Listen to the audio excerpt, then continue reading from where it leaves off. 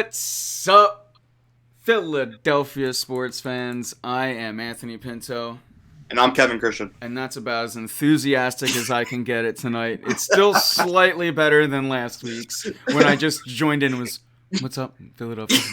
Uh, we are War Room Philly. Keith will be joining us sometime eventually, I think.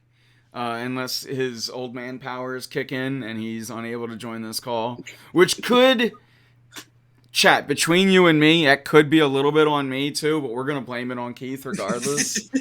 uh, but yeah, Keith will be joining. We have special guest Kevin Christian on. Yeah, it was just after a loss like that. After a serious loss like that, and Chad, if you're wondering why my voice sounds a little raspy, it's for the same reason as when Joe gets here. His is probably still a little raspy, and that's because we were at Game 7. And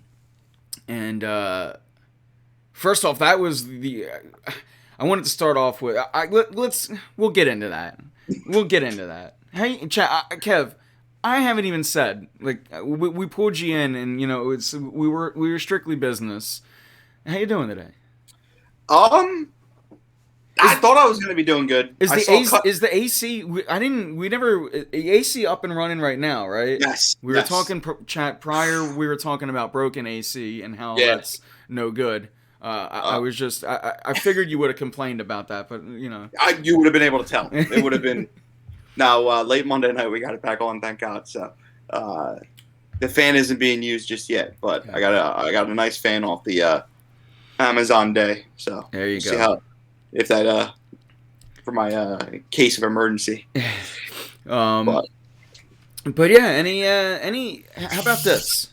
Have you checked out Loki? Obviously keep it spoilers free. Absolutely. Because episode 3 is out now. Correct. And I'm thinking since sports is dead to me for the next couple of months, I might even dive into, because like I've had my heart, even hockey, I thought it was like impossible for my heart to get ripped down. Like at least the Avs are gonna go on a run, and like obviously my heart isn't in that, but they're my side team, and at least would have been fun to have a rooting interest. And now you look at the teams that are left, and you're like, man, I hate them all.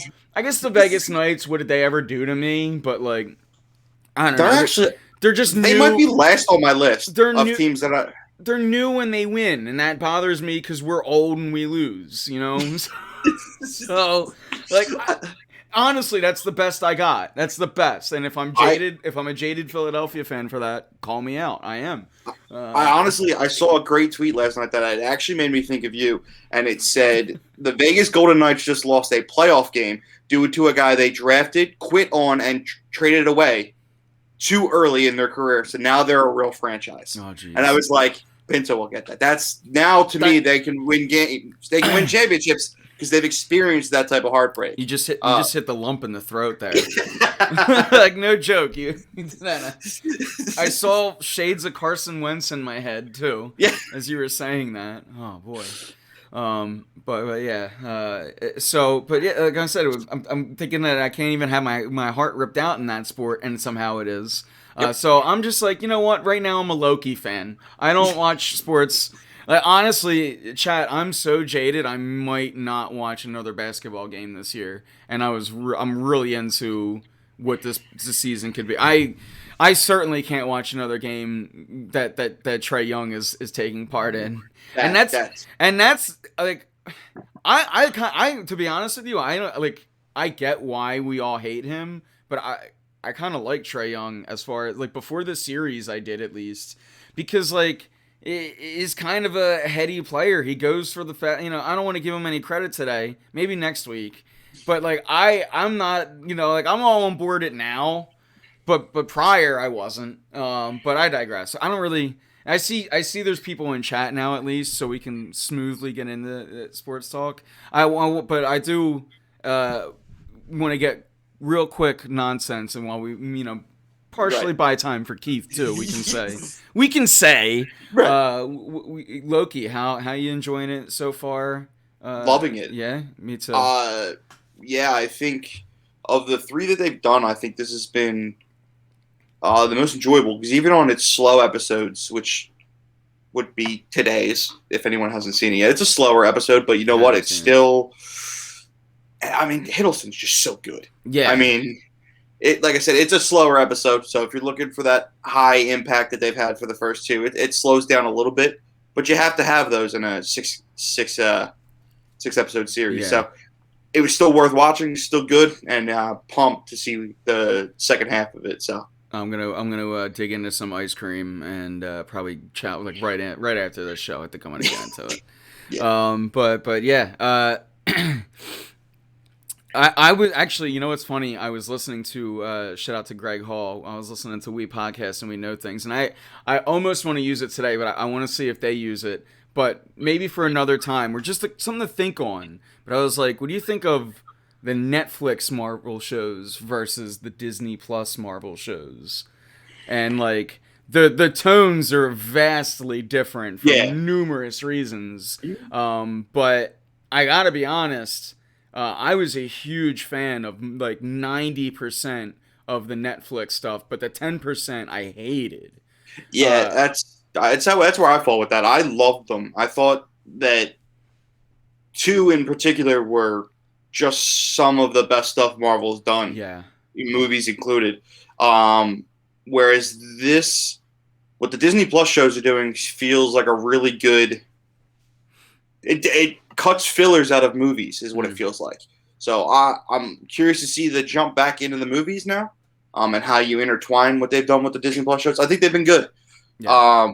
But the first season of Daredevil is, to me, if you were to rank them with the movies, to me, it's probably a top 5 thing they've done. I think almost like because I think of that too, but then was it season? I forget which one. The season that the Punisher is in That's Daredevil. That's like it's sweaty. Yeah. Like the level of anxiety, and now I'm getting the itch to rewatch those. I would shows say, yeah, I'm again. just gonna throw them on But when we're like done. the level of anxiety that John Bernthal puts into oh man, it's. But yeah, I digress. I see that there's chat in there, Yeah. so we can talk sports. Why Did you are see you? Craig again? Yeah, and this is a good leading off. Playing shortstop, Joe Heston. Why are Philly teams taking turns turning the knife in us? Don't know. The Phillies did it like 3 or 4 times today. Just today. I think I even tweeted fire Joe Girardi or something. I think I did it today. I was mad. And I'm getting tired of Joe Girardi, and it's just to the point where I'm gonna just let my feelings fly. I'm gonna take a page from our old buddy Joe Heston's book, and I'm going no filter. And today's a Sixers show, so we gotta just let me get this rant out real quick because everyone's blaming Nearest, and Nearest sucks. You know, and it's funny. I'll probably be doing a little bit of the same thing later.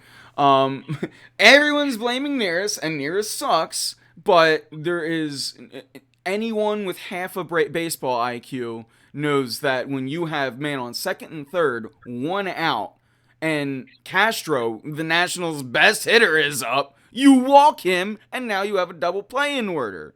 You do not. If anything, you severely pitch around him, but you can't do that when Hector Nearest is because he has no control. Right. So. Not only that, he put in John Hale, or whatever the hell his name is. David Hale. He put in Hale instead of anybody, with any sort of talent when there was bases loaded. And guess what? That blew up in his face. I mean, as soon as Hale comes into the game, he's worse than Nearest. But I digress. I'm not going to yell. We got so many more weeks ahead of us to yell about the Phillies now that the Sixers are over that we're not going to talk about that too much. Unless you got anything to add. I don't want to steal the show. No, I said tonight on my personal Facebook that tonight was going to be a bit of a therapy session. Yeah. So if you're in chat, whatever you need, tonight's a therapy session. It's we prefer sports, but if you got something ailing... I got the wine again. This isn't round 2. So I think for me, the sad thing of Philly sports and the state of where we are with all 4 teams. For those of you watching, I'm sorry I didn't include the Union. I don't know what's going on with them. I'll just assume they're disappointing someone somewhere. I think they're about to disappoint. They're starting. Well, if I've learned anything about the Unions, that they are stellar in like the regular season, and then it becomes some sort of like Ben Simmons. I wouldn't even say Simmons. I can't even say Simmons was stellar this regular season, and everyone knows I'm a fan. He had a regression through for a lot of ways, and I guess it's time to get into that. Are we trading Ben? Yeah, we're gonna get into all of that. Here we are talking about a series in which Philadelphia 76ers lost Game 1, Game 5, and Game 7. And oh, by the way, chat, remember that hat I talked about last week? Yep. There it is. It's on. Asshole. Right here. I said I would don it.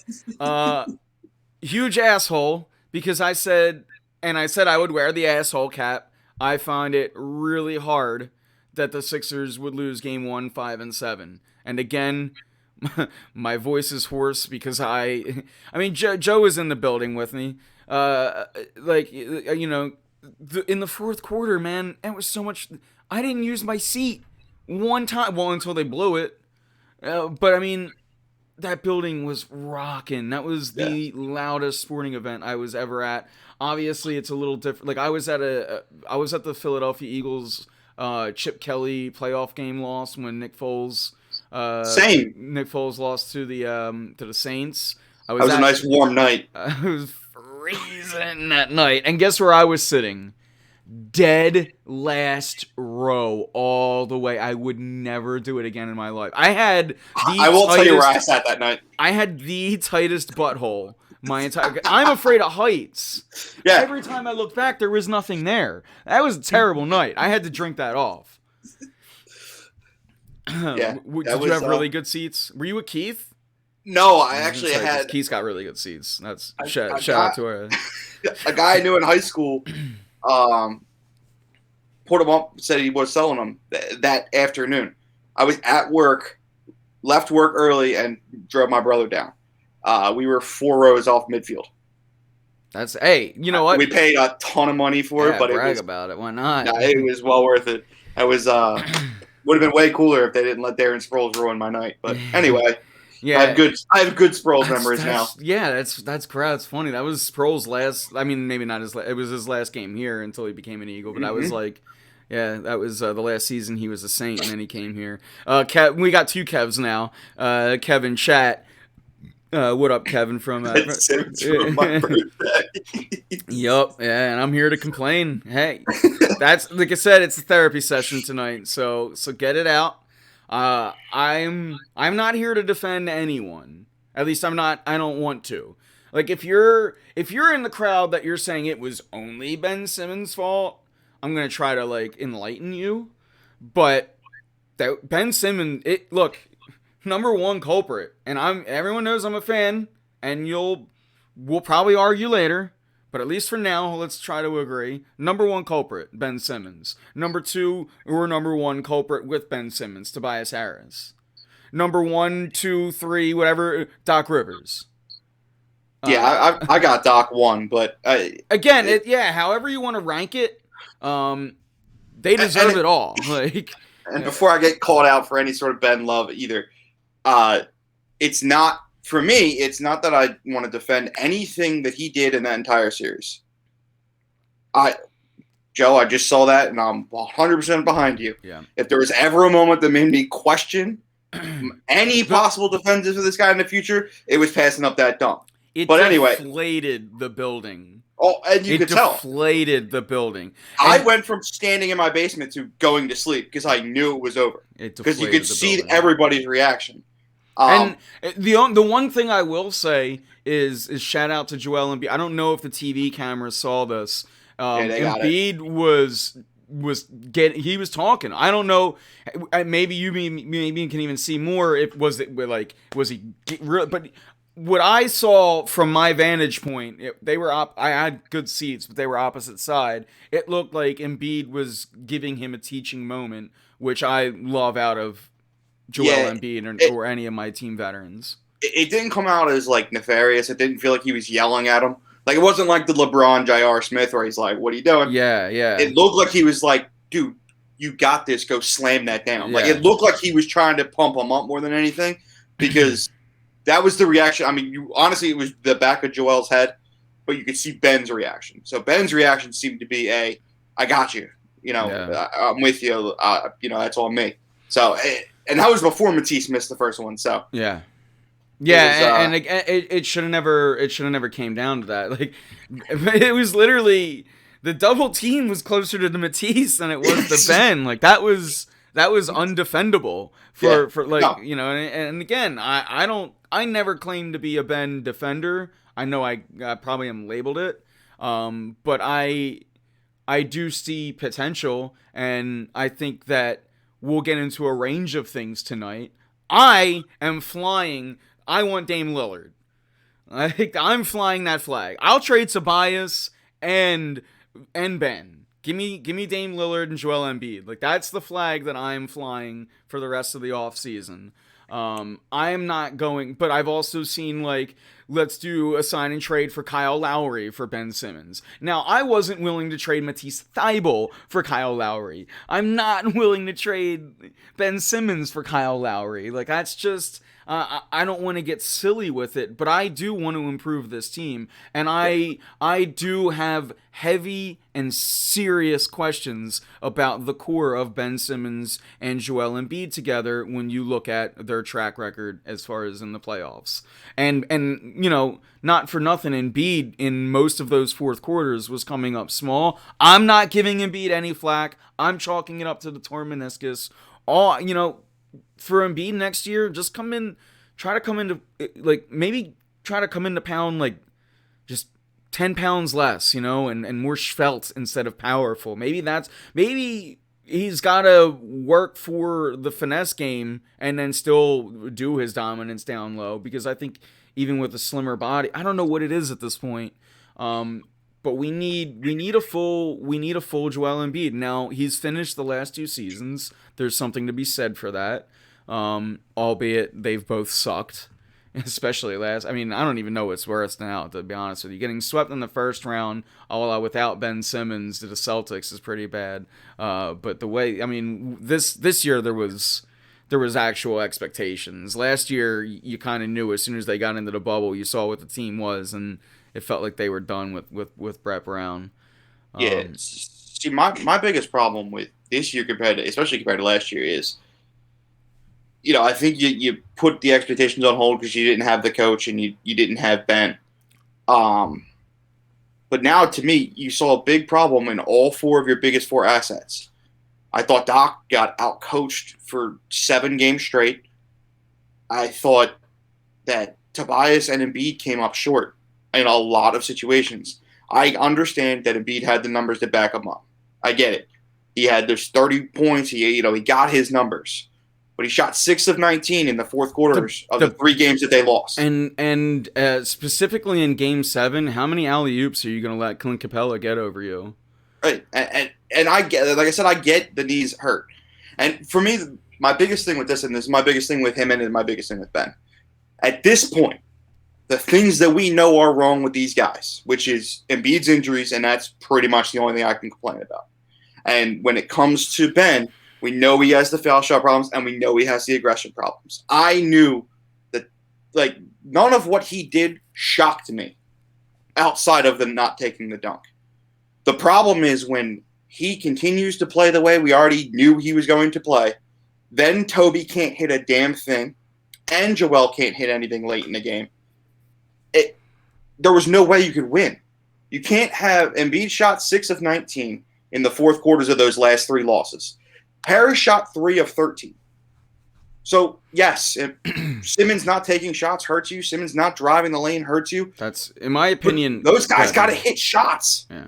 That's what they're there for. They're the ones who are supposed to be providing the offense. So, to me, it comes on all 4 of them. And, Doc playing... The fact that Dwight Howard has minutes in all fourth quarters is absolutely bananas to me. Especially because not one of them was a blowout. Well, I think Dwight has to get minutes because of Embiid's situation. And I'm also a Dwight fan. I'm not. It's not that I'm not a Dwight fan.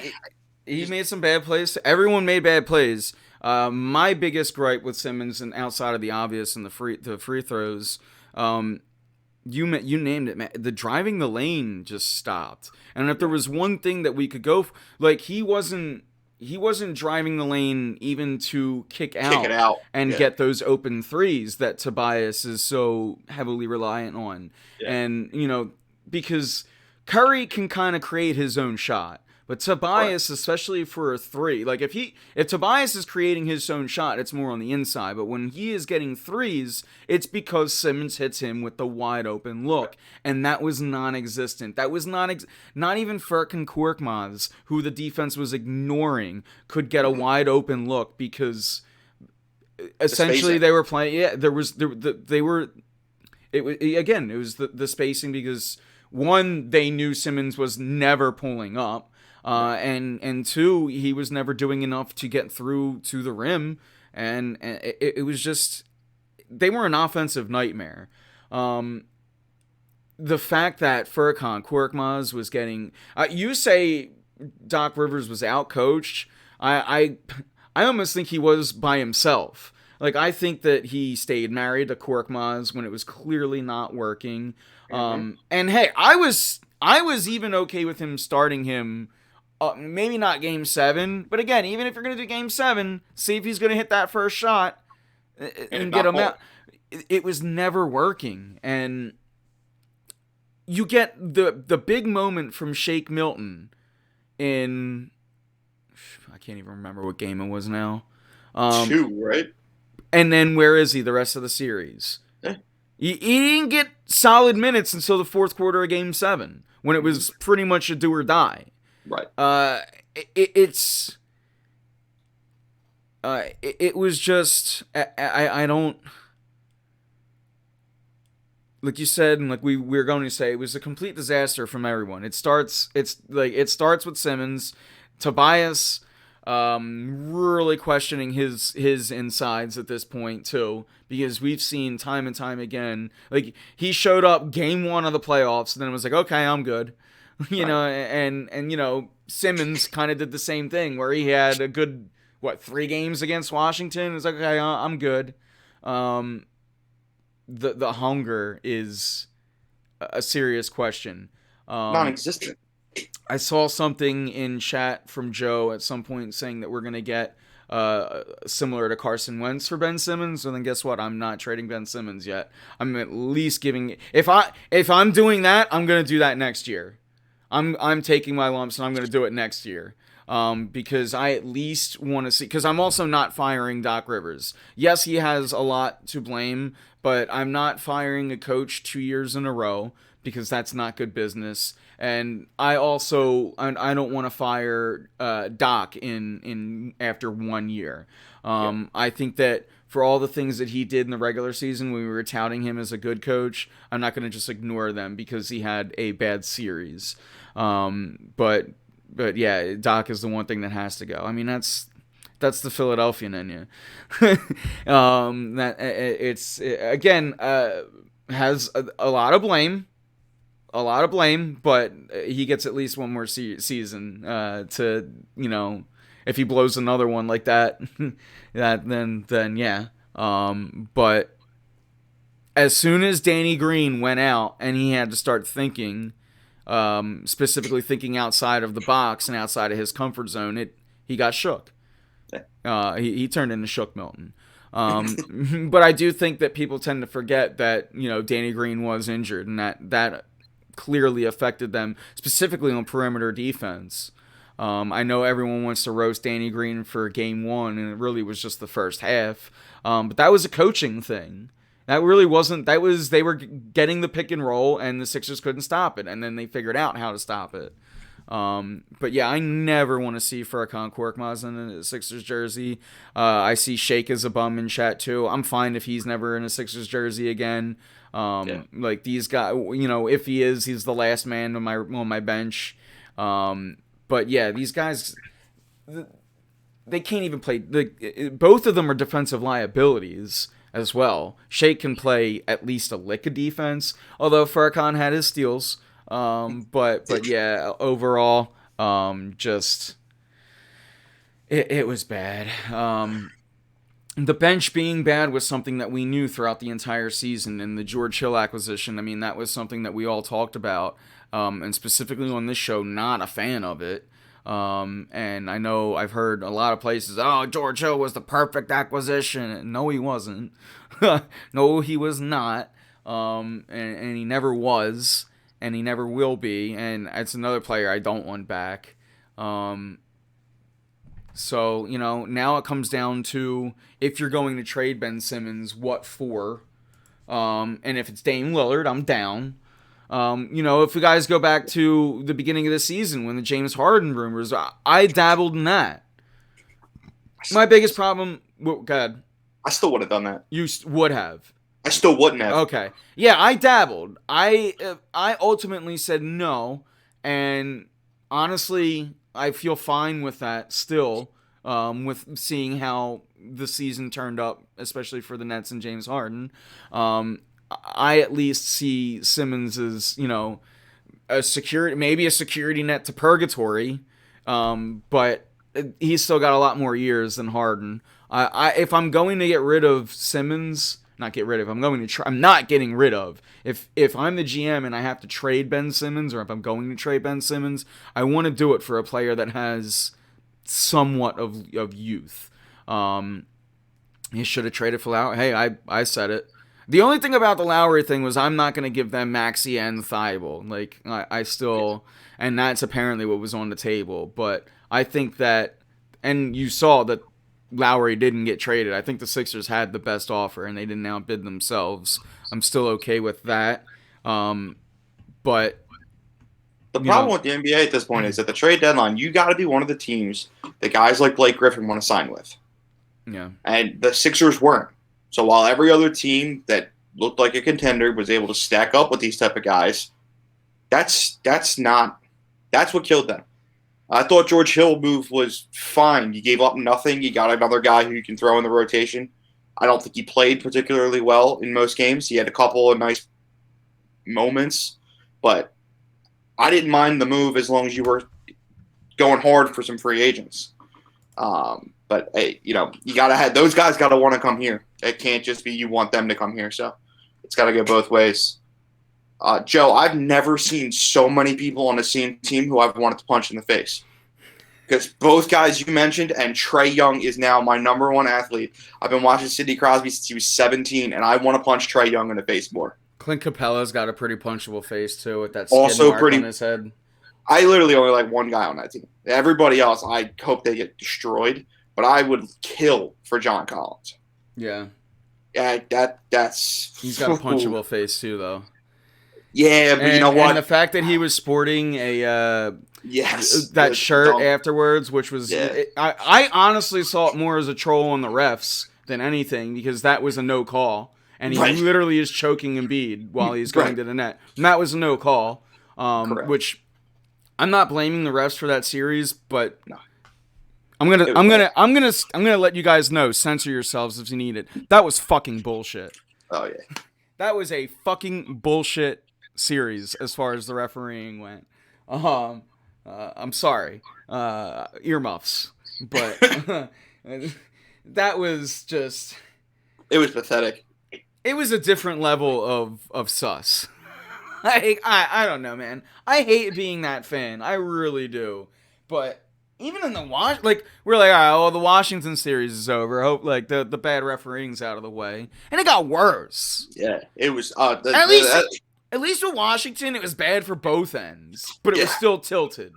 This was like the most one-sided refereeing, and that's why I go back to the thing that I wanted to start earlier, which is I can't really hate on Trae Young. I hate the refs.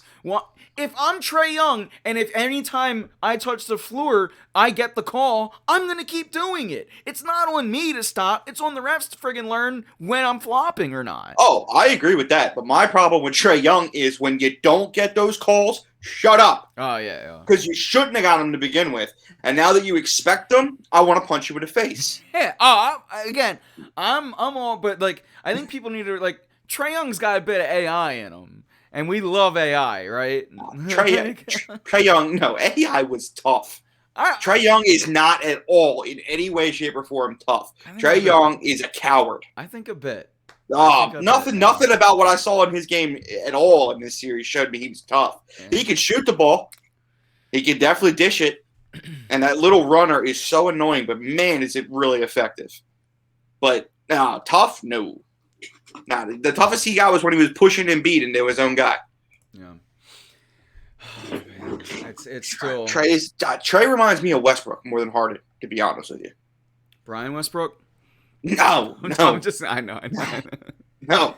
That would be too much toughness. So, as far as the... I mean, I don't know where exactly to go from here. Exactly. No, but I'm with people as far as like the Ben Simmons hurt. But I do think that we have to keep our wits about us and not be so quick to just want to like rush him out of town. Because if anything, he's a valuable trade chip. And you need to build him up to be that valuable trade chip. And that's the one thing I get the sense that Daryl Morey knows that. I don't think that he's in a rush to do anything other than... I think he is in a rush to do one thing, and that's to make this team better. And something needs to be changed. Now, whether it's you're going to keep the core three together and add a fourth, a salute. But this team needs a closer. And it's not ever going to be Ben Simmons. I don't think it can be Joel Embiid. And I don't know that Seth Curry is going to grow into it. So, and at this point, I'm proven that Tobias Harris can't. Because Tobias Harris has been in the league 10 years. Like, there's no more ifs, ands, or buts with Tobias Harris. He's proven that these moments are too big for him. So, specifically from when you need him from the three. So, as far as I was with Tobias, I think Tobias showed a lot of improvement in his game throughout the regular season this year. But man, he turned into Tobias the Friendly Ghost come playoff time. Literally, game one showed up, and that was it. Packed his bags. 20 is not like I said it the last show. Someone needs to wake Tobias Harris up and tell him he's allowed to score 30 points more than one time in 2 months. Because that's what it's like. He comes out and then he's like, "Oh, I'm gonna drop 35 tonight," and then it goes away for. It's like, dude, you're paid to be the scorer. Like, we understand the things that are wrong with Simmons' game. He's still 24. He's been in the league for 4 years, even in the league 10. So there's a significant gap in that. And this whole notion that, well, Ben Simmons is projected to be a superstar, so he's got to be it. I'm like, yeah, but Tobias Harris is paid to do that right now. Right. So, if in 5 years we've never seen Ben Simmons take over a game offensively, what made us think that while Toby can't shoot and while Joel can't shoot, he's going to do it then? He's not going to be the closer, and that's one thing I'm confident in. Like, I think Ben Simmons can improve his game in a lot, and right. I'm probably getting crucified for saying it, but he's not going to be a closer. And again, that's if you're going to move forward with Ben Simmons, then that's got to be. We're talking closers, like I'm talking Hector Neris now. But we're going to need a closer on the Sixers. You're going to need a guy that comes in and says, I am going to be ice in my veins, give me it in the fourth quarter. Because they don't have that. And even Curry, had multiple times in the 2 losses, he had the shot and he missed it. And in game 7, I don't understand to the life of me why he was even on the bench at all in the fourth quarter. But again, because of foul trouble. Again, was a foul. That's right. But still, put him in. It's Doc Rivers, for the life of me, would not let people get hot. And this was, again, Shake Milton has the big game. Don't see him for another 3 games. Like, it's you gotta allow, especially in the NBA, you gotta allow players to get in their rhythm. Yeah. And it felt like it felt like Doc Rivers all of a sudden picked up the wrong notebook, and it was Brett Brown's, and he's like, "Oh, I'm gonna shift all my players like it's hockey. Yeah, we're gonna do that, and even though it's Game 7, we're still gonna stick to that." And Yeah. it's like he had these his head in the notebook and not the game, and Yep. and that drives me nuts about any manager. If your head's in the playbook, not the game. If your head's in it's you gotta have. It's always my argument with the analytics things. It's you can have analytics, but you have to have game sense above Gotta be everything. both. And man, it was bad. So Harrison, look, I agree. I said that already in the show. I'm not going to keep repeating myself, but Ben Simmons did not create those open looks for Tobias Harris. No. That doesn't mean that doesn't give the excuse for Tobias Harris missed 3 layups in the fourth.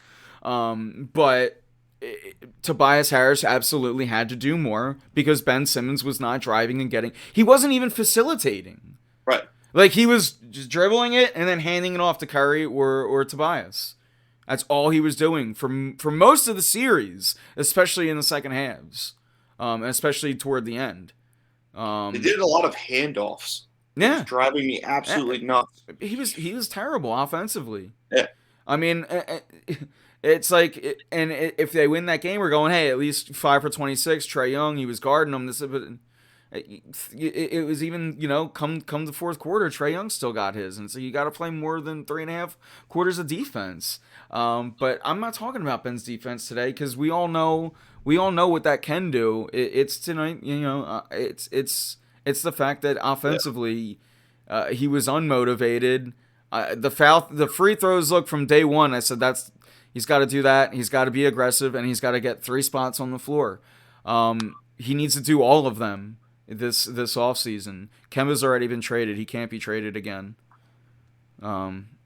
So yeah, he's got 58 days until he can be traded. You got a while. I believe is the rule. But yeah, unless that deal didn't actually officially go through and they can work their way in as a third team, no, he can't. Not for the NBA has a weird trading rule where you can't trade a player twice within a certain amount of time. And again, unless it didn't officially go through, which if it did, Kemba Walker sucks nuts though. I don't want any part of Kemba Walker. So I think Kemba Walker hasn't been good since college. The only way the rule works for Kemba is it's got to be 4 picks. I think if you trade him for another player, there's some day rule. I mean, he can be traded again before the next season starts either way. But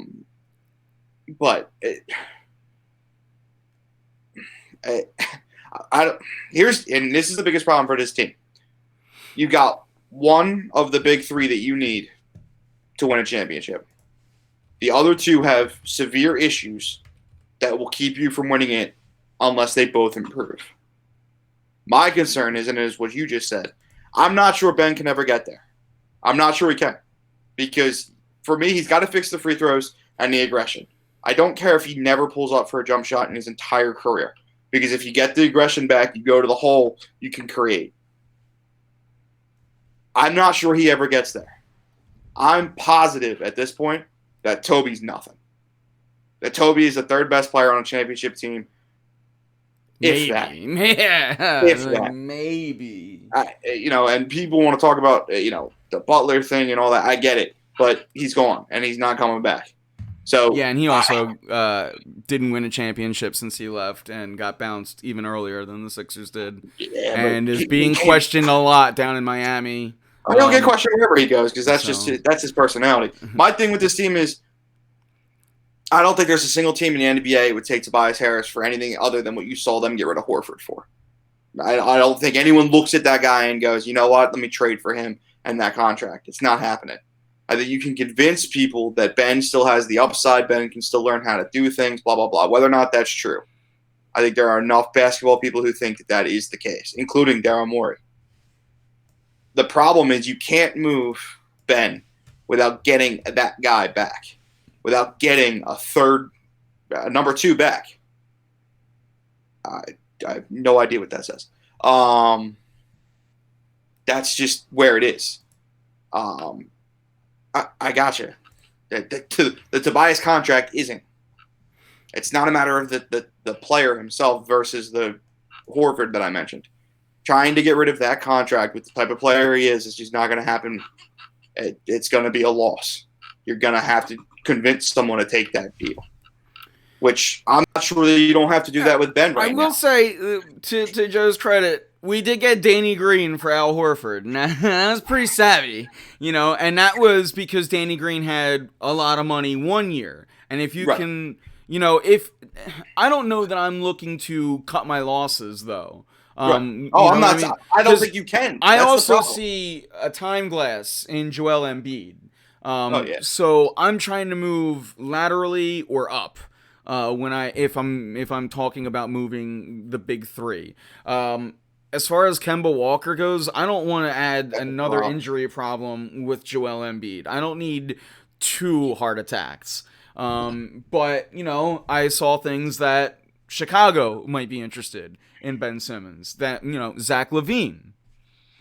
I could deal with that. What's he's 26, so a couple years older than Simmons, so more mature, rounded in his game, potentially ready to win now. Obviously, if you want scoring, you'll get scoring from LaVine. So yeah, and we do. I think at this point, and especially if you have, it's not even worth reading. If you have, that was worse than Kyle Lowry. Someone said Kyle Lowry to me, and I was like, you gotta at least for your comment to get red. What? I'm drinking some red wine in that. If y'all want your comment to get read, then it's going to have to at least be better than Kawhi. Kawhi. It's got to be better than Kawhi. than that Kyle Lowry. That's Ted. That's my backup. That's my backup personality. But yeah. As far as it goes. Joe, do you have that hockey game on? Because I don't have it on. Can you tell me did Braden Point just score again? Because I ran out of screens down here today, so I'm a little short until we're off tonight. So, as far as speaking of, Keith never got back to us. I think Keith's gonna hide. I don't think we're gonna get a Keith tonight.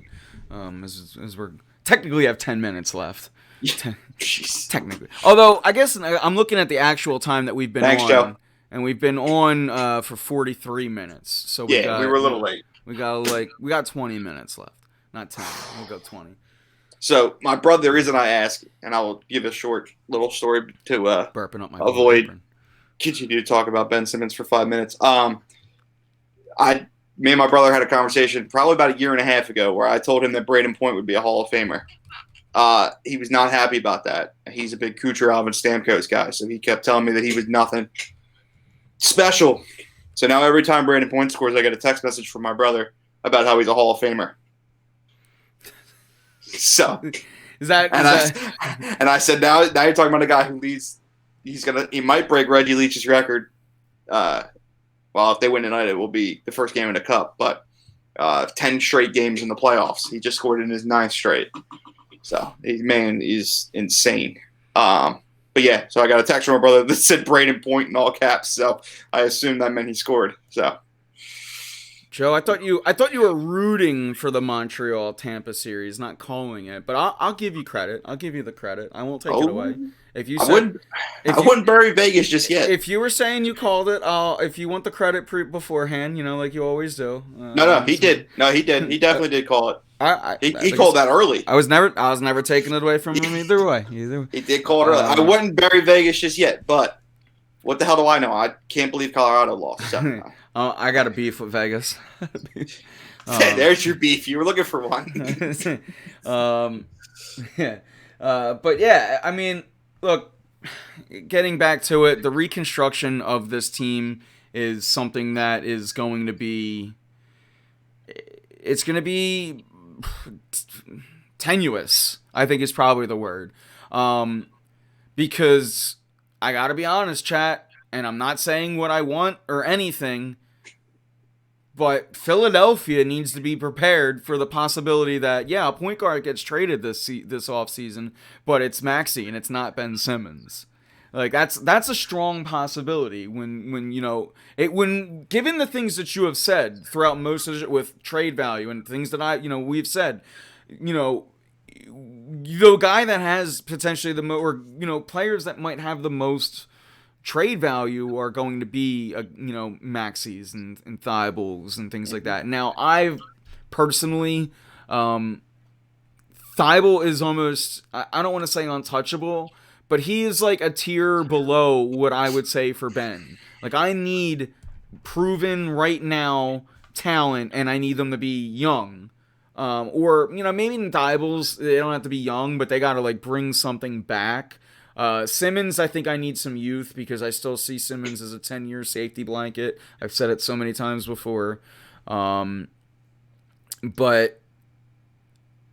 as far as we can get into that. We can scoop back into that hockey. Let me finish this thought. Although I probably just let it escape my head. But Simmons is, and again, call me a cowardice GM. I see him as a safety blanket. And I'm not in a rush to quite give him away when I know I can give him away next season and things can still be kumbaya for most part. Like we have 3 like at least feel good years going forward with Joel Embiid. Like looking at this now, we can say I still feel good at least 3 more years, 4 more years. Again, everything is a hopefully. You can't count him out because I think we got Keith. I hit answer. Nice. Oh, he might be starting up a second call. Hold on. Is he here? I don't see him, but I hear him. Well, I'm here. Call you on the hangout. Can you hear him? Nope. All right, let me call you, Keith, and Let's try that. And we'll get you in. Yeah, because I couldn't call both of you for whatever weird reason. Yeah, we'll see if I can add you in. If not, we'll see what happens. We're so good at this. I told you Keith's old man would kick in, though, right? Now let's see if it's on. Yeah, at the top right, you just have to add him. Oh, over here. Oh my God, we're so smart. A little plus. We got this figured out. Listen, I'm flipped from you as far as I would give up Matisse before I give up Maxey, and only because of the games that they bring. Oh, we got a driving Keith. I think. Are you with us, Keith? I see, guys. Just don't worry about it. Okay. So now, anytime Keith comes up, we lose the video, and we just got a nice little.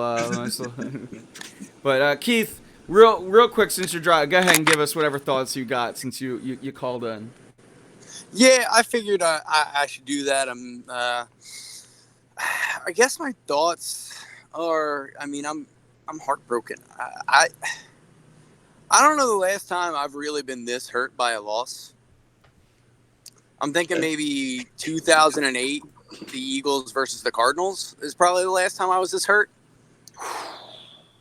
Like, It felt like it was our year.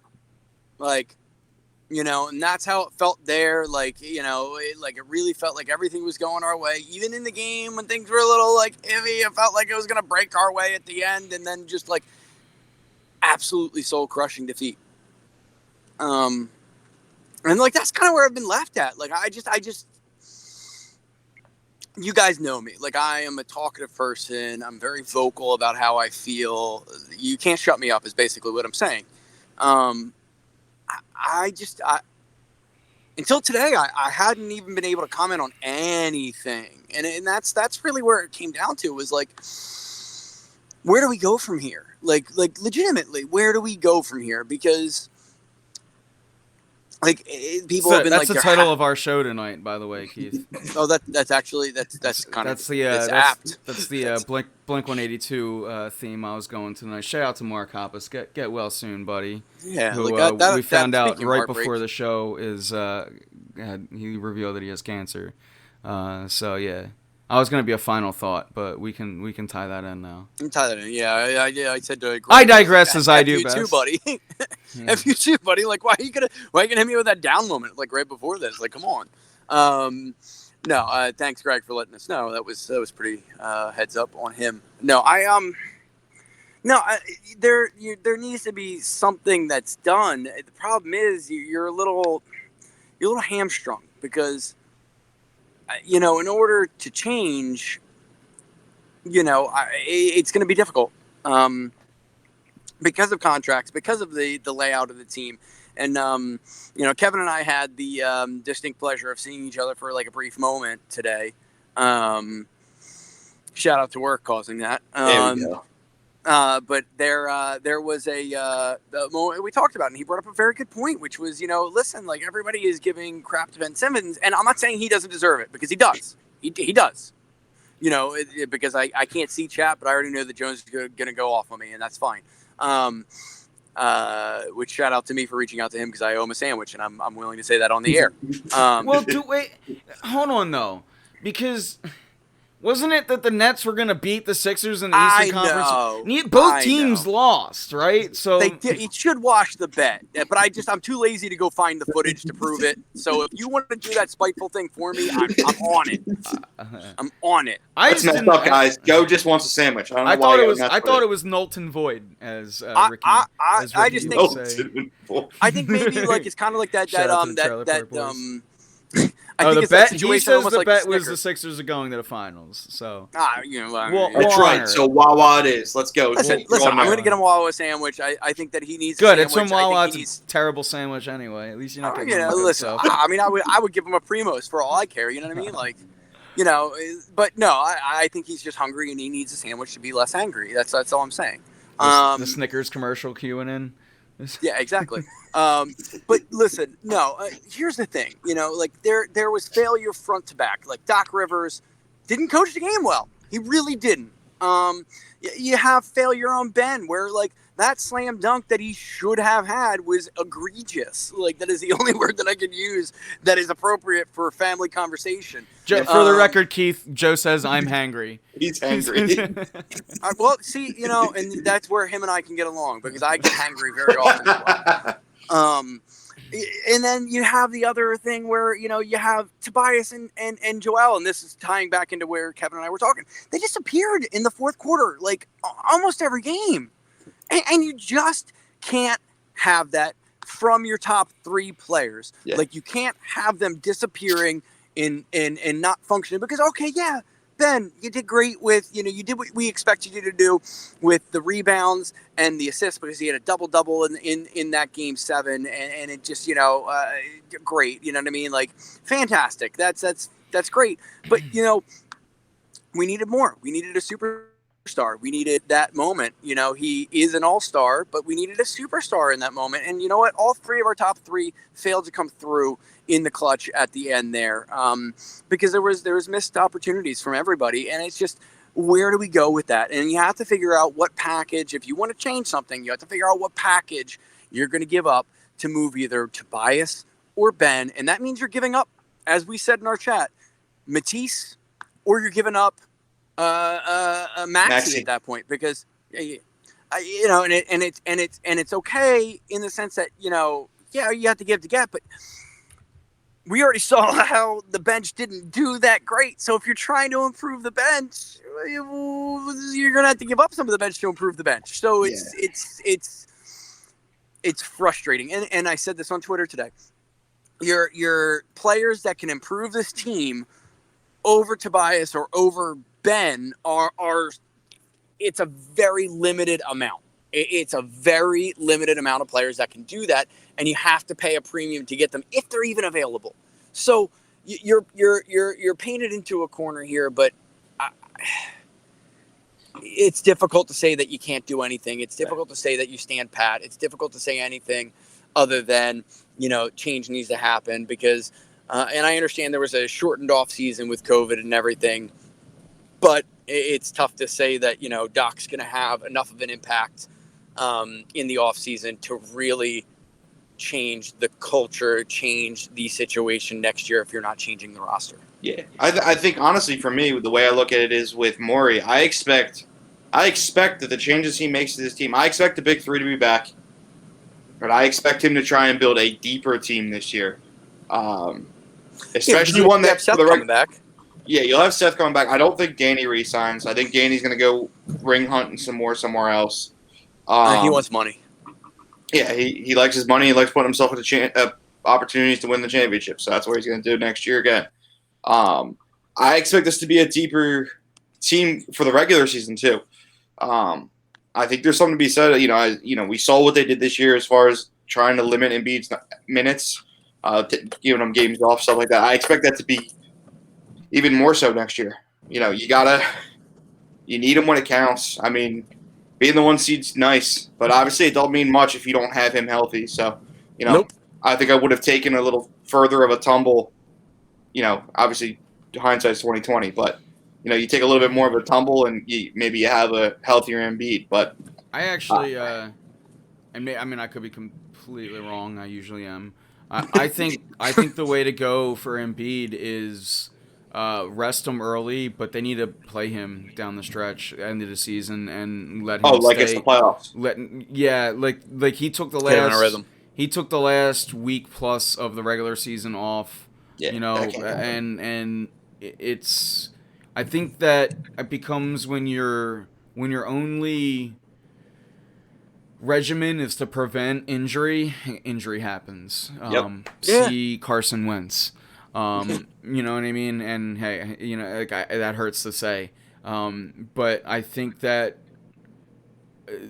at some point you're just going to have to try and unhinge. And that's why I think it comes down to getting him a full off season where, not that I'm saying he was out of shape, but he maybe needs to try to get himself into a different shape, leaner instead of on the power side of things, which will probably piss people off because they don't want to see him do those jump shots. Why? I have no idea. The fact that people were still complaining that Joel Embiid wasn't down in the post every dribble when the guy had a torn meniscus, you're an idiot. I don't have any patience for you anymore if you don't understand why he's out on the outside for multiple reasons outside of the fact that he also has a torn meniscus. A lot of pressure on it. It's for the same reason why I'm mad that he never closed the game in the fourth quarter, but we get it. For one, we've seen it already in his career that's not him, and for two, he was on a torn meniscus. But that's why this team needs a closer. That's why I'm trading Tobias and Ben for Dame Lillard and Robert Covington. No, what about another sign and trade? Bring us Carmelo Anthony and Dame Lillard, and we'll trade Tobias and Tobias and Ben. I mean, that's the best I can come up with. You do need a closer. That's why, when Jimmy you get was two. here, You get Carmelo nice Anthony, one of the best shooters of all time, and you got Dame Lillard, who's what's he 30, 31? He's ready, I don't care. huh? I don't care. He's clutch. Yeah, I take him. He's ready. He's in his prime now. He might be a little. I'd say he's still in it. But that's the difference. Though he's 30 and Ben Simmons is still 24. There's still and maybe the better argument for trading Ben is we need to win while Embiid is in his prime and Ben won't be ready for that. I can get behind certain arguments that go against me. You just got to make them, better than the way most people are making them. I can honestly, usually argue against myself better than most people can argue against me. my number one reason for why I would move Ben over why I wouldn't. He walks as soon as he can. Yeah, well, he's that's a long time from now. 5, right? Yeah.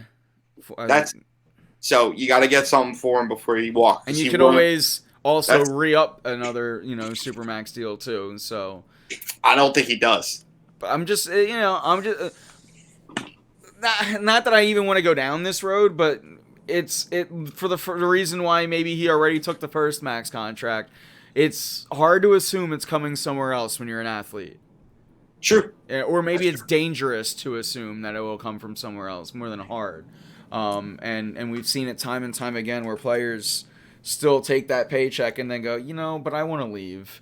Bradley Beal. Hey, if you would like to do that, I'll send Simmons down to DC. There are players that I'm willing to trade Ben Simmons for. I'm just not like and kicking him out of the door. I don't think I trade Ben to the Wizards. I might, I can't worry about who he's going to. I got to worry about what I'm getting in return. I got Joel Embiid at the end. Right. Of the day. If we're so hell bent on the fact that he's a problem, then what's the matter, where you go send him to the Celtics?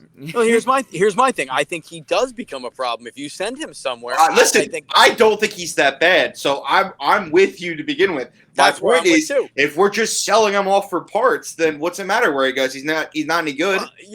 That's the problem, because that's what the mentality of most people in Philadelphia is. Correct. Because if he goes to somebody in division or even in conference, you end up in the finals, Eastern Conference Finals, semifinals, whatever it is, in the playoffs against him. Ben Simmons is going to shut down whoever that you got and then some against you, and it's going to be like, cool, this was fun.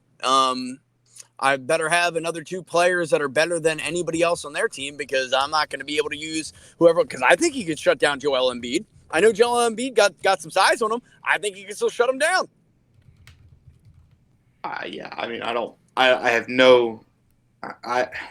He's had bad games, but I'm not really sure I've ever I've seen too many guys have good games on him back to back. But I mean, and that's just that's the good parts about Ben. That's stuff we already know. It's. I was having a side conversation with. I saw it. And I see you getting distracted by it now, and I was like, I'll just talk to Joe real quick while you go. But no, I'm just confused. Have you never seen Russell Westbrook play? Yeah, Russell Westbrook. He loves to shoot the ball. Wait, does? Loves it. Yeah, but he's not good at it. Okay, well, listen. He's known for being a facilitator. That's what I mean. I agree, but he loves shooting the ball. And again, that's like when he's open, and defenses will leave him open out of spite, which we've seen.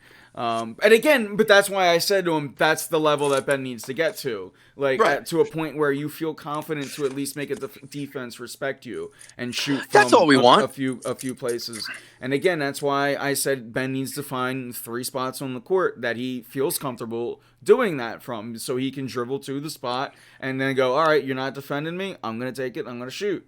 And hey, if you miss, okay. But for this, I don't even want to get into the Ben shooting thing. Is the farthest, it's like shaking, oh, look over here while all the bad stuff's happening. Like, the Ben shooting has nothing to do with why we lost. We lost that series because Ben refused to drive to the rim. Ben refused to even act like he wanted to get a shot to create open passes. Ben, look, I'm for all the times that I said, real quick, for all the times that I said, hey, he's a facilitator. Ben wasn't even a facilitator this series, and that's a problem. Go ahead, Keith. Actually, that Ben was terrible at the foul line. That's what I'm more upset about, if I'm going to be honest with you, about Ben. Well, that too, of course. All right, listen, he didn't shoot. All right, he didn't go to the, maybe he didn't go to the rim as much as we would have liked. Like, all right, fine. I'm upset about those things too. But if I'm really honest about exactly what I am pissed about, is the fact that every year he has gotten worse in his free throw shooting in the playoffs. That is where I am upset, because you know what? Listen, fine. You don't want to be that offensive juggernaut that Philadelphia wants. I'm still okay with that. I'm still okay with the fact that he is reticent to shoot, in the sense that, all right, we might be able to make do with something here.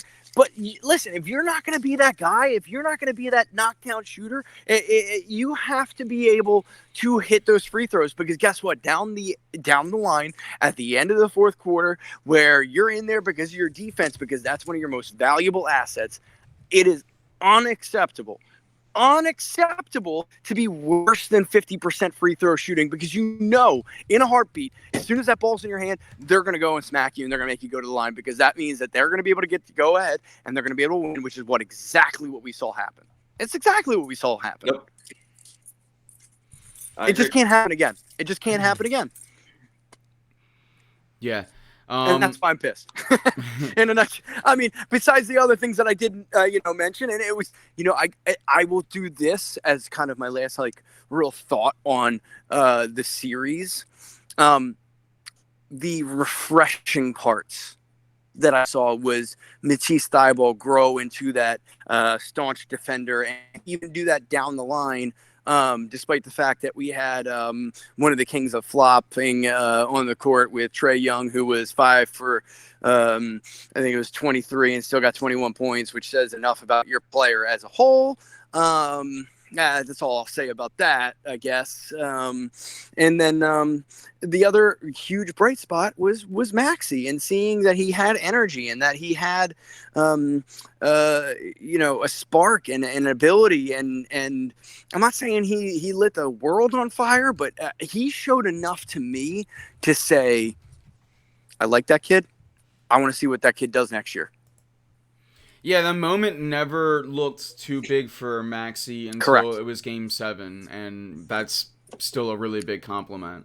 Yeah. You know what I mean? And I'm not that. I don't mean that. If that sounds like a backward compliment, No, it doesn't. I don't mean it. Like, he was a rookie, and the NBA playoffs even never looked like it was above his head until it was, Game 7.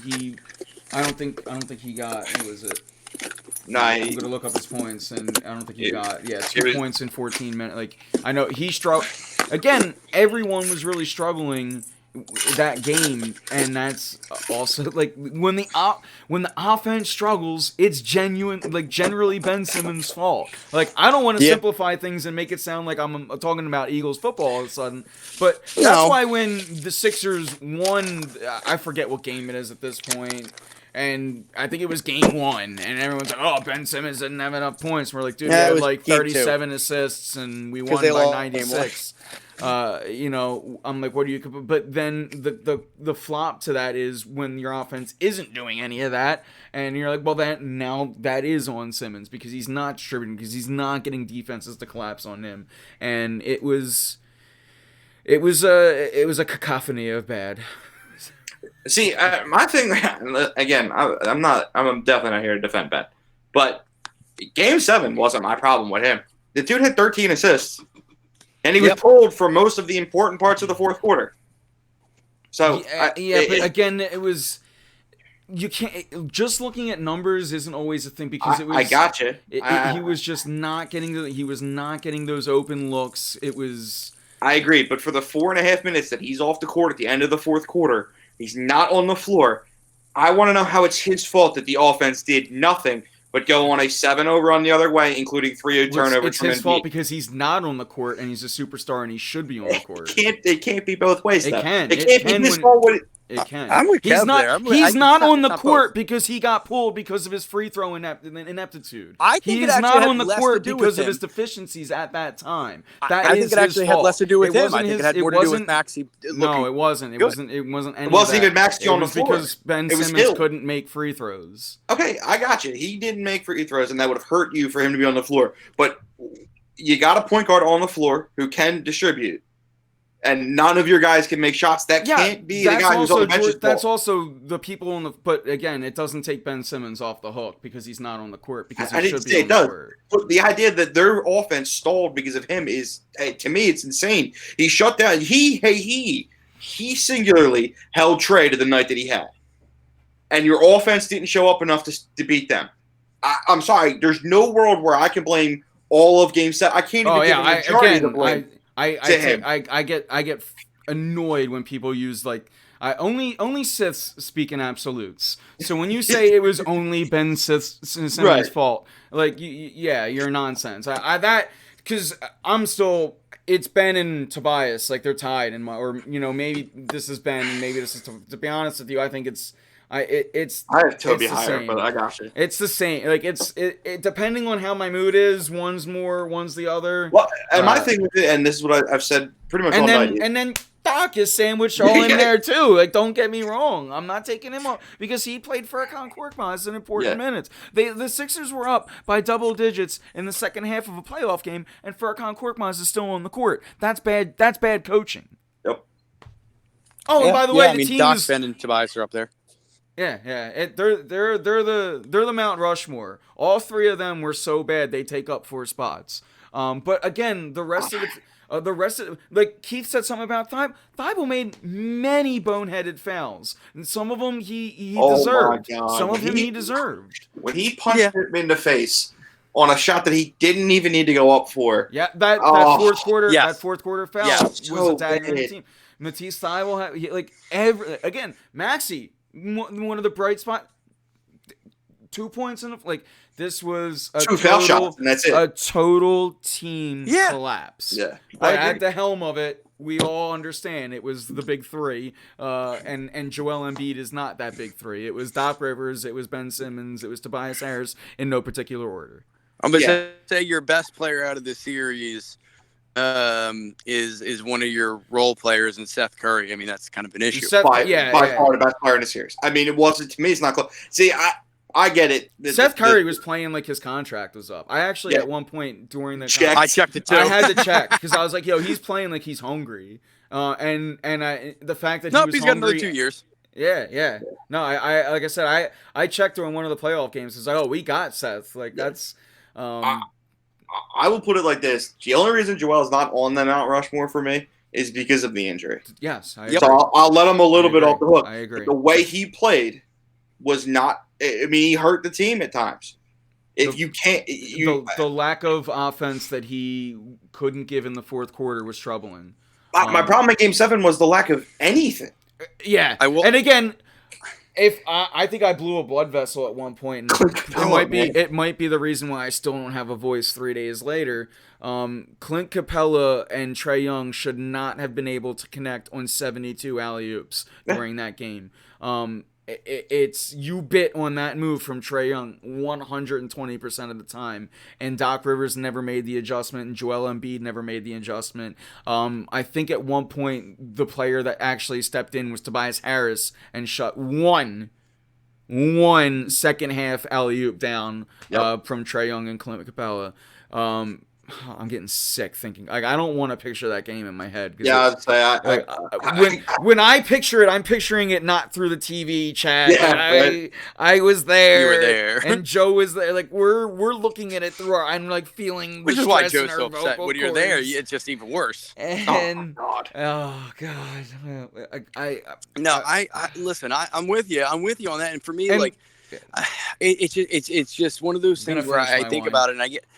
Yeah, you should. I think about this and I really do get upset. But the turning point for me, and it actually wasn't even Game 7. The turning point in the series for me was Danny Green's injury. I know that may sound like a cop out at some point, but I honestly he's one of those guys. He's a glue guy, and he's there, and he's on the court. His leadership, I really think they missed that. I think because we saw in Game 1 what happened down the stretch when he was there. I mean, they absolutely rallied, and if they hadn't gotten so far behind, they win that game in a heartbeat. And I think you have a guy like him out there, even though he may not make a huge impact, on the points or anything like that. I think that he is just another guy that stretches the floor a little bit, and he plays great defense, and he's got that experience of being in the championship, and he's got the Game 7 experience against us and beating us. Yeah, to your point, I like the point. Not all of the explanation, but I kind of said somewhat of what you said earlier, which was, I don't use it as an excuse as to why they lost. No, but it certainly made Doc put on his thinking cap, and he failed at that. Yep. Once Danny Green went down, Doc had to really coach and really get out of his comfort zone and really start thinking about this team in different ways other than how he had looked at them throughout the entire year, and he was unprepared for it. To say, and the fact that we both came up with that, I don't even think you can see me, Keith. So you don't even know my facial expressions. You can't even read my unprepared looking in the face. This is the heterosexual life mate combo here going. But yeah, he was unprepared, and I don't starting Furkan Korkmaz in Game 7 was crazy. And if you're gonna I said this multiple times, start Furkan Korkmaz, but run the Yeah, but give him offense. 5 minutes. Run plays through him so that you're running in and you're getting him the wide. Let the defense forget on Furkan. Let the defense worry about Tobias Harris when the starters are out there. Let the defense think, oh, we got to double Joel, and then you get Furkan the wide open looks. And if he's getting them and he's draining them, then he stays out on the court until his face is blue and where he's not hitting shots anymore. And if he misses them and he's not, then you put him away and he does not come back out for the rest of the game. Furkan Korkmaz should be the easiest player to work in and out of your rotation because you can see right away it's either all or nothing. He either makes his first 3 shots and you know he's good, or he misses his first 3 shots and you know he's got nothing tonight. And the problem is the Atlanta coach did the exact thing that you're asking for in Game 7. Bogdanovich came out, couldn't hit anything. Herter came out and buried his first 3 threes, and he went, all right, I got my guy for the night. And he rode him all night long, and Bogdanovich never saw the floor. Now, Bogdanovich had an injury of sorts. Knee injury. But he checked in when they needed subs, so he was definitely available. But he rode Herter like you're supposed to when you have someone who's hot, who's shooting like that. Maybe that's why I'm hurt, because I felt like I lost to, like, you know, one of my high school classmates who just, you know, is completely unathletic and, like, has no business playing in the game, but somehow he's out there just absolutely dominating. It's like those football games you have over a break, and you're just like, what? How? Why? You have no business. Why are you even? No, I'm insulted by this. Yep. And that's kind of how I felt. Like it's like the meme, and I took that personally. Yeah. Like, you know, I can't. That's where I'm at. Like, that's why I'm stuttering now as I think about it, because, like, if Trae Young goes off, even with Ben or whatever, like, I like take it a little bit. Bogdanovich goes off, like, all right, fine, I'll take it a little bit. I'm still not happy, you know. But no, it's Kevin Herter. It's Kevin Herter, the skinny white ginger kid. And I'm not saying that like is a bad thing, but it's not who you picture being the hero of a basketball game. Come on, it's Herter and Gallinari, who I think has to be like 90 at this point, right? I swear he is. I swear he's been around forever. You hear the exasperation in my voice. Like, I'm getting almost excited as last show where I was screaming at the camera. It's probably good that you can't see me, because my movements would be all over the place and I'd be a giant blur. I'd be like the Kermit the Frog freaking out. 32. Gallinari. 32, yeah. 11 years in the league. And he's who beat you. Like him and like I said, the skinny ginger kid who has no business ever being that guy. Hey, in case you guys were wondering, Trae remembered how to shoot too. Yeah, he did. He's got 24 points already in the first half. Oh, I forgot that game was. Oh my god, I'm depressed. I looked up I had to look up Gallinari's age. And it was like Gallinari hits a 3, and I'm like, oh wait, that game's actually happening. I forgot about that. Yeah, we should be doing this show tomorrow or yesterday, because it should be the Sixers on right now. Yep. Is it so much that he remembered to shoot, or is it the fact that he doesn't have somebody as good as Ben Simmons guarding him? I didn't mention anything about that, Keith, because every time I've defended Ben, I've been yelled at tonight. So. Here's the beauty. I can't see chat, so I'm going to mention it because I don't care, and I'll stick to my guns.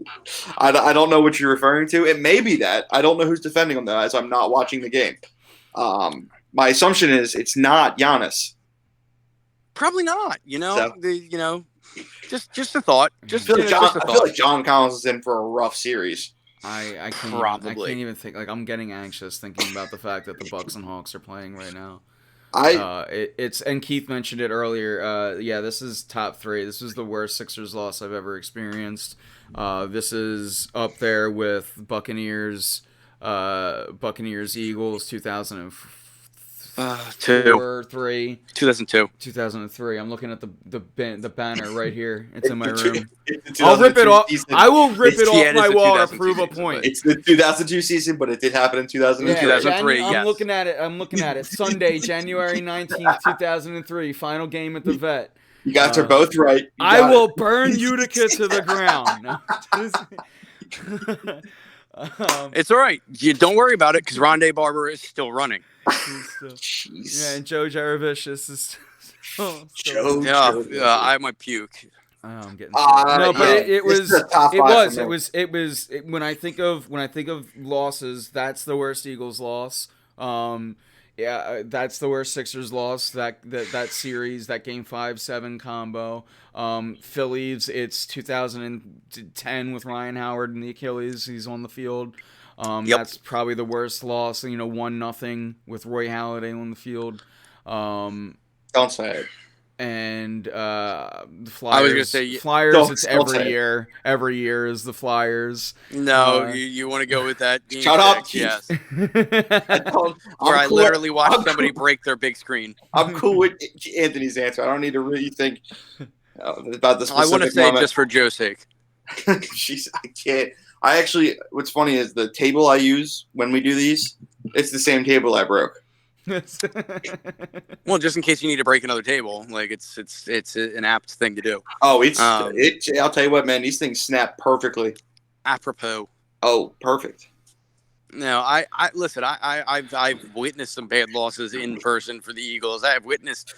Actually, here's a fun fact. Kind of as we're kind of trailing off here. Yeah, you know what we can go 2-minute warning, final thoughts type segment at this point. the last Sixers win that I was at in person. Do you know what it was? I don't know. Was Iverson? I don't remember you going. Like I don't hear you. We really weren't like. Oh no! Was it the Philly? Oh, you didn't go. Did you go to the Philly Influencer game with me? I didn't. No, I didn't. No, the last one I went to was actually Game 6 against the Celtics. Yes, I went to the Celtics game where we forced the Game 7. Is this a Derrick Rose? Is it Derrick the beat Rose? Yeah, Is that the Okay. Andre Iguodala year? yeah, it was. Where Andre Iguodala somehow in the He hit the free Derrick throws? Rose list. Yeah, made the free throws. I was there for that game. Actually, Not like I was there Ben for that Simmons, game. though. I was there for that Bulls game where he made most free throws, and you're just like, how did he? What? And then I was actually there for the Game 6 Celtics game as well. In that game, I actually forgot my tickets in my car, showed up and bought scalper tickets outside the stadium for $20, and got in. I mean, I didn't do that at all. But yeah, that was the last time I was at a Sixers win. Was that long ago? Because I think I went to a game during the process when Okafor was on the team, and that was a loss against the Magic, I believe. And that was the last actual game I was at. So I've been to the Sixers since then. The last time I saw them win a game, they played the Vancouver Grizzlies. Kevin? That's why I don't go to games anymore, because I've yet to see a win in over a decade. Kevin? Yeah. How old were you in the womb? Nah, I was pretty young. I was like 8, maybe. I might have been barely a teenager. All right. Yeah. Just, I think I'm going like 15 or 20 years since I've seen the Sixers win. And I've probably gone to Grizzlies. 10 or 12 games. So I don't go anymore because it only makes it worse for them. Wow. Yeah. And another one, while we're the 08, I think this one goes undershadowed or like under the radar a lot. But in 08, the Cardinals, the loss in the NFC Championship, McNabb's. No, I mentioned that in the beginning. Yeah. You Cool. did. Yeah, that's right. I thought you mentioned that Like too. that was But the last time that was the time I think I was most heartbroken. Like, the last time. that one. But goes I under lied because because if you guys the Flyers remember, were. there was a new sense of euphoria that Philadelphia had been feeling. Where like the Phillies won, the Eagles are gonna win, and it was that same invincibility that we were feeling in 04 with the Eagles in 08. And that was Brian Dawkins' last game as an Eagle. It was. And that's why that hurts me so much. Yeah. Is that who dropped the fourth down play? Kevin Curtis. Okay. I can see it in my head. That 5-hole. I'm from Leighton pretty is sure it was still- pass interference too. Joe, I knew it was going to be you. Dude. I knew it was going to be you. Just There's a haunts reason me why I to didn't this mention day. that at the beginning of the game or beginning of the show because I block it out mentally. Like that's like I don't want to process that game ever in my head. You know what? Now I got to watch The Shift over and over again until I feel happy again. Well, yeah, and I was there for the shift just like you were, Yes, and that we might were. be one of my like favorite moments ever in. Oh, and Philadelphia history. Pinto, that's the Mike Richards one. Not the Claude Giroux one. It's not the Claude Giroux one. You No, were going to say because it. the Mike Richards one is the appropriate one. I when go you think of Claude the shift. Giroux. When I think of the shift, I think of Claude Giroux dumping Sidney Crosby. It's That's okay. right. You know, you think of you're the wrong entitled to thing. your wrong opinion. I go down with the ship. I I go down with the shift.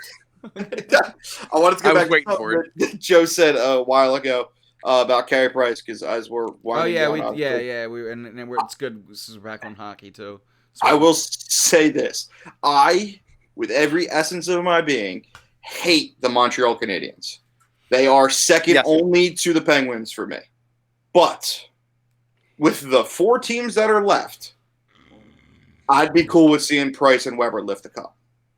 Yeah, I'd like to see, and to me, I was never a big OV guy until later in his career.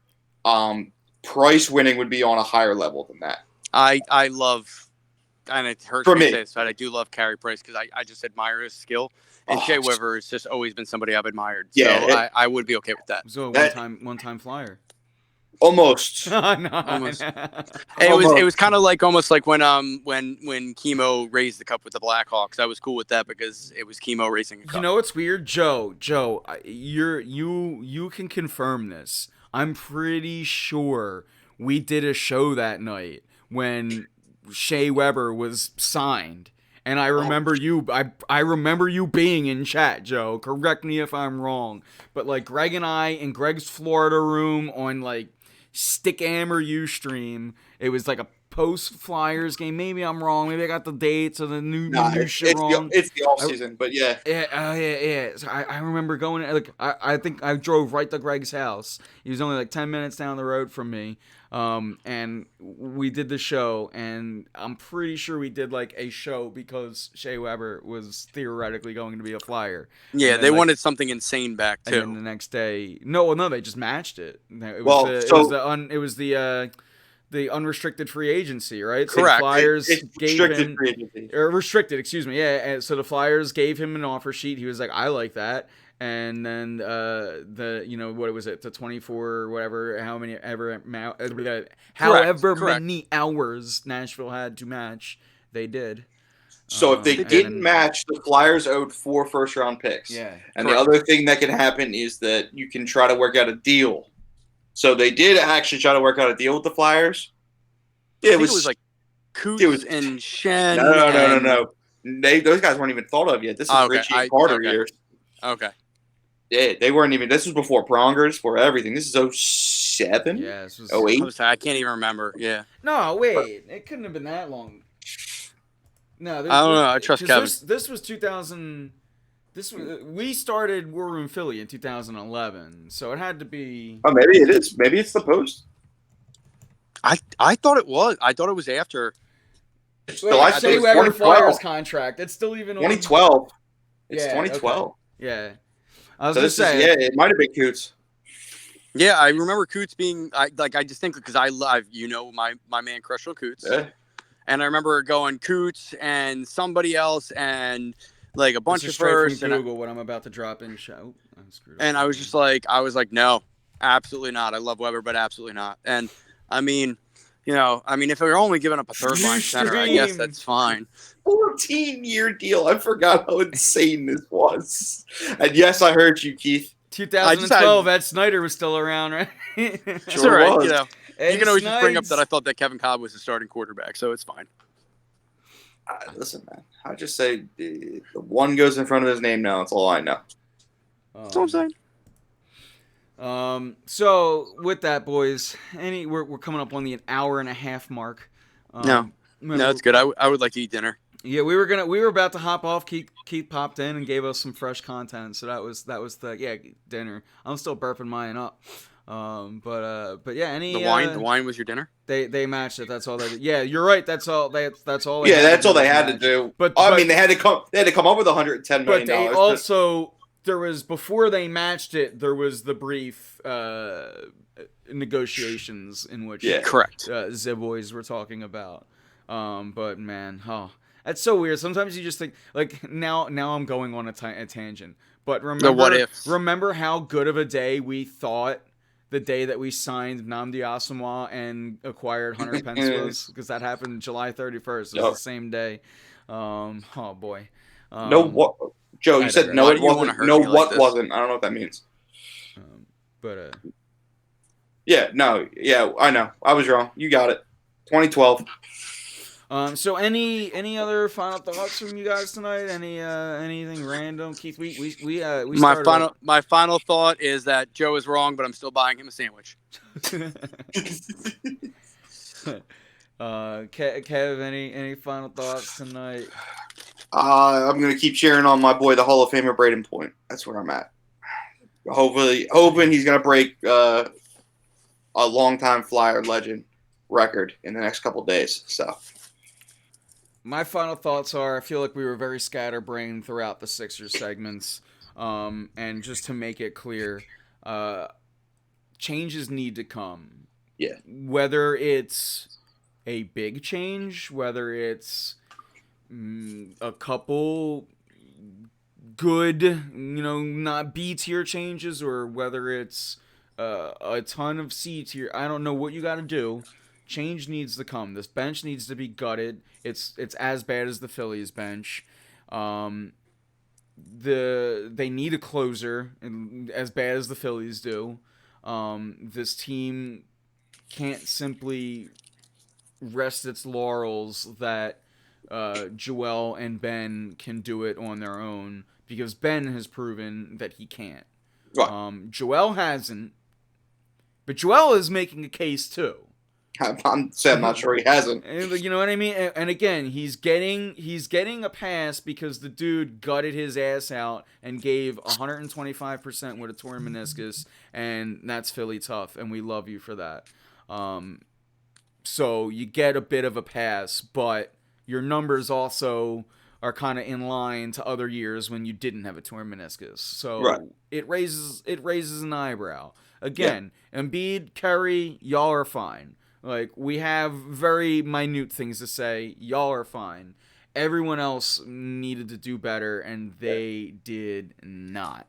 And Simmons and Tobias are at the top of that. And again, if you can move those players for equal superstars, albeit maybe longer in the tooth, I'm okay with it. Because you need to do the most you can to ensure getting Joel and Embiid a ring in Philadelphia. Yep.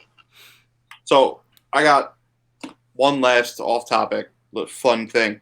How excited I was! Okay, I don't want to. Joe, in case yours has to do with what Joe just said. It does. Okay. So I mean, that is what sparked it for me.